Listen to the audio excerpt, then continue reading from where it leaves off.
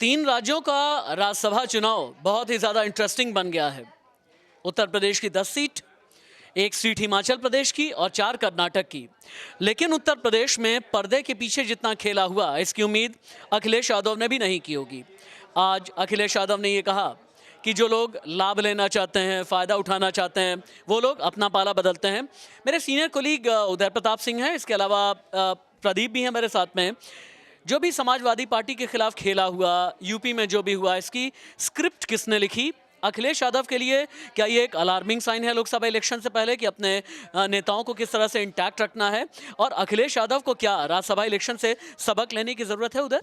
देखिए राशि जी, पहले तो क्षेत्र नेतृत्व को भी इसका श्रेय जाएगा, क्योंकि जो भी रणनीति है वो लखनऊ में तो ज़रूर बनी है, मगर दिल्ली का बीजेपी आलाकमान जो है उनको भी इसका श्रेय जाएगा, क्योंकि पिछले लगातार 10 दिन से लगातार बैठकें जारी हैं। बीजेपी कोर ग्रुप की मीटिंग अभी पिछले 3 या 4 दिन पहले ही हुई थी, जिसमें सब का जो फाइनल स्ट्रैटेजी था उस पे मुहर लगा है। लगातार बैठकों का दौर लखनऊ में जारी था। बीजेपी ने they left no stone unturned, confident थे मगर ओवर कॉन्फिडेंट नहीं थे। राजा भैया से लेके ओम प्रकाश राजभर से लेके तमाम निर्दलीय राजा भैया को पर्सनली भी मैं जानता हूं कि आप बहुत अच्छे से जानते हैं और यूपी की पॉलिटिक्स को आपने कई विधानसभा और लोकसभा अपने ज़मीन पर जा करके कवर किया है। मैं समझना ये चाह रहा था, नरेश उत्तम पटेल राजा भैया से जा करके मिले, लेकिन एकाएक कौन सा खेला हुआ कि राजा भैया ने गुगली मार दी? इत्तेफाक की बात थी कि एक पारिवारिक फंक्शन में मेरी राजा भैया से मेरी मुलाकात हुई थी सिर्फ 8 या 9 दिन पहले, और उस फंक्शन में मैंने उनसे पूछा था सीधा कि तो आपका वोट तो बीजेपी के उम्मीदवार को ही जाएगा। उनने मुझे देखा और कहा अब तक मांगा नहीं गया किसी से भी, किसी ने मांगा नहीं है मेरा वोट। तो मैंने कहा अच्छा, इसका मतलब कि कुछ और खेला हो सकता है क्या? उन्होंने कहा देखिए, किसी ने अभी मांगा नहीं है तो मैं अभी कुछ कह नहीं सकता। शायद उस कॉन्वर्सेशन, उस वार्ता को सपा ने सुन लिया, क्योंकि अगले दिन ही सपा का जो डेलीगेशन है वो वहाँ पहुँच गया। और बहुत बड़ी बात थी, क्योंकि अखिलेश यादव के नेतृत्व के भीतर राजा भैया को इस तरह का आउटरीच सपा की तरफ से नहीं हुआ है। नेताजी के संग बहुत अच्छे संबंध थे, मगर अखिलेश ने चुनाव में भी बहुत पर्सनल हमेशा रखा। पर क्योंकि इस बार वोट चाहिए था, समाजवादी पार्टी के लिए भी बहुत दाव पे था, क्योंकि जैसे राशि जी आप कह रहे हैं, ये लोकसभा चुनाव से ठीक पहले आ रहा है। लोकसभा चुनाव से ये दूसरा बड़ा सेटबैक होगा, बड़ा झटका होगा अखिलेश को के लिए। अखिलेश को अभी आरएलडी ने धोखा दिया है। जयंत चौधरी ने उनका साथ छोड़कर बीजेपी की तरफ आज वोट दिया है। आरएलडी के सारे विधायकों ने संजय सेठ को वो अपना वोट दिया है। तो सेकंड बड़ा झटका होगा अगर रिजल्ट्स जो हैं संजय सेठ के फेवर में हो जाएंगे। वो 5 बजे के बाद पता चलेगा। अखिलेश यादव, एक और चीज मैं आपसे को बताना चाहता हूँ, मनोज पांडे कोई ऐसे आम नेता नहीं है। ये ऊंचाहार के विधायक हैं।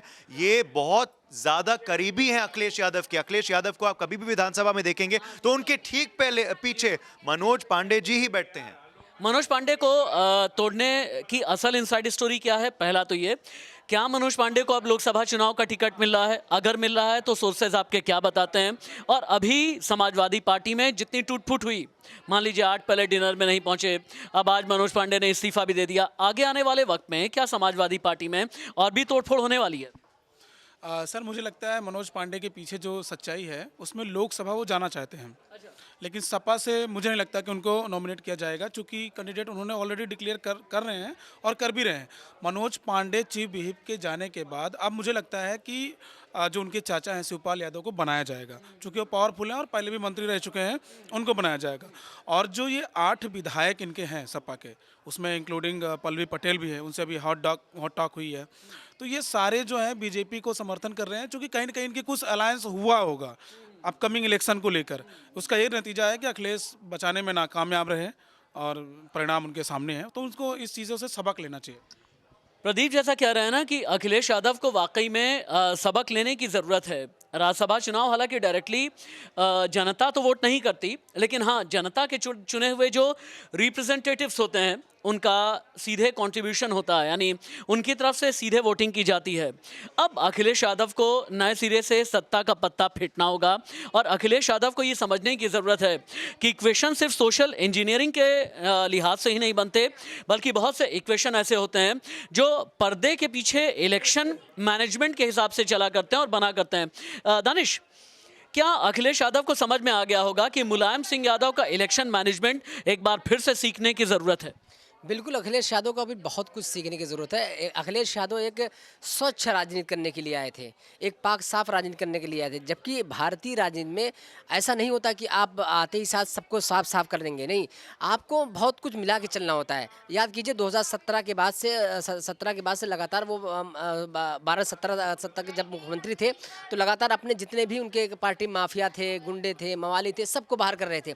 लेकिन अब क्योंकि भारतीय राजनीति में, यूपी और बिहार की राजनीति में आप देखिए इन लोगों का दबदबा कहीं ना कहीं एक बड़े वोट बैंक में होता है, चाहे वो मुख्तार अब्बास अंसारी को ले लीजिए, या अतीक अहमद के ले लीजिए, या अभय सिंह को ले लीजिए, या राजा भैया के अपना एक वकार, इन लोगों का एक दबदबा है उस इलाके में, तो उनको आप नज़रअंदाज करके राजनीति बहुत आगे नहीं बढ़ा सकते हैं। आखिर मुलायम सिंह की यादों में एक खासियत थी कि वो सबको लेके चलते थे, जो बड़े बड़े बुद्धिमान थे उनको लेके चलते थे, शायर थे उनको लेके चलते थे। हाँ, वक्त ज़रूरत अपने गुंडों मवालियों को भी पार्टी में देते थे, लेकिन ये तंबी के साथ जो एक पार्टियां करती हैं उसी तरीके से करते थे। अखिलेश यादव उससे कहीं ना कहीं शुरुआत में बचते नजर आए, लेकिन अब वो धीरे धीरे अपने पैटर्न, पिता के पैटर्न पे धीरे धीरे आ रहे हैं। ठीक है, राज्यसभा चुनाव में और जितना खेला होगा, राज्यसभा चुनाव में जितने भी ट्विस्ट एंड टर्न्स होंगे, आप इसी चैनल पर मेरे जरिए और मेरी टीम के जरिए देखते रहेंगे। नमस्ते।